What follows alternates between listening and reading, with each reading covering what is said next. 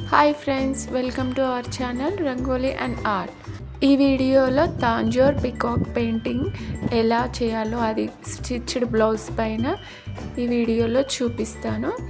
ముందుగా నేను white base వేసుకున్నాను. దాని తర్వాత మనకి ఎక్కడెక్కడ అయితే కలర్ పెయింటింగ్ వేస్తామో అక్కడ వైట్ బేస్ వేసుకోవాలి. మనం ఫస్ట్ వైట్ వేసుకోవడం వల్ల మనం ఏ కలర్ అయితే వేస్తున్నామో ఆ కలర్ అనేది నీట్గా క్లియర్గా మనకు ఎలివేట్ అవుతుంది. డైరెక్ట్ కలర్ వేసామనుకోండి, కలర్ అనేది మనకు డార్క్ కలర్లో పింక్ కలర్ అనేది మనకు కనిపించదు.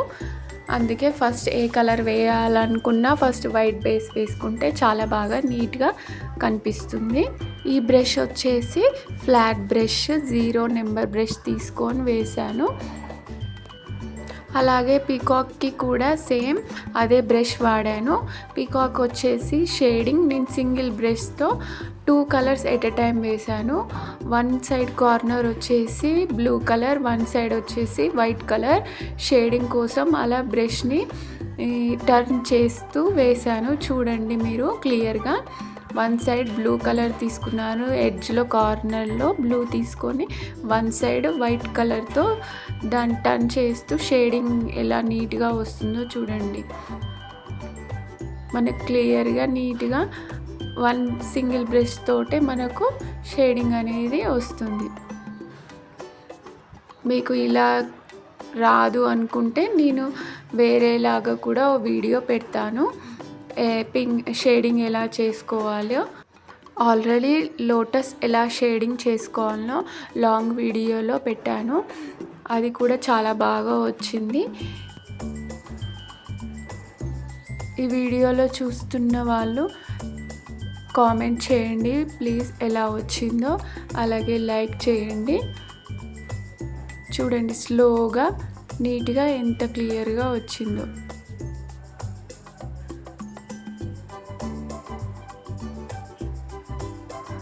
సేమ్ అలాగే డౌన్ పార్ట్ కూడా హాఫ్ కలర్స్ తీసుకొని షేడింగ్ చేశాను.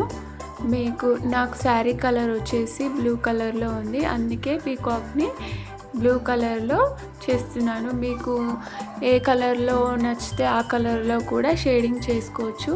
వైటే కాకుండా డబల్ కలర్స్తో కూడా షేడింగ్ చేసుకోవచ్చు.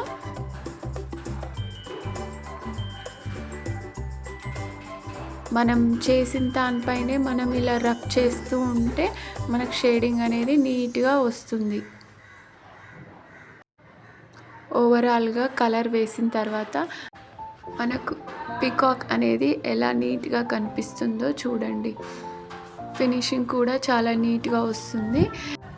మీకు కూడా ఇలాంటి పెయింటింగ్ బ్లౌజెస్ కావాలి అనుకుంటే ఎలాంటి డిజైన్ అయినా సరే పెయింటింగ్ చేసి ఇస్తాను. మీరు ఆన్లైన్లో ఆర్డర్ పెట్టుకోవచ్చు.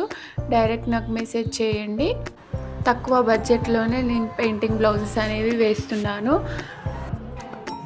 చూడండి లాస్ట్లో ఆ బ్లూ కలర్ అనేది కొంచెం టచ్ చేసి మనకి ఎక్కడెక్కడైతే కొంచెం కలర్ కావాలి అనుకుంటే మనకి ఆ కలర్ తీసుకొని మనం షేడింగ్ చేసుకోవచ్చు. చూడండి ఓవరాల్గా పీకాక్ ఎలా నీట్గా క్లియర్గా ఉందో.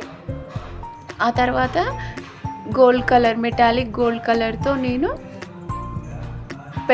పెటల్స్ లాంటివి అలా అవన్నీ నేను గోల్డ్ కలర్తో షేడింగ్ చేశాను.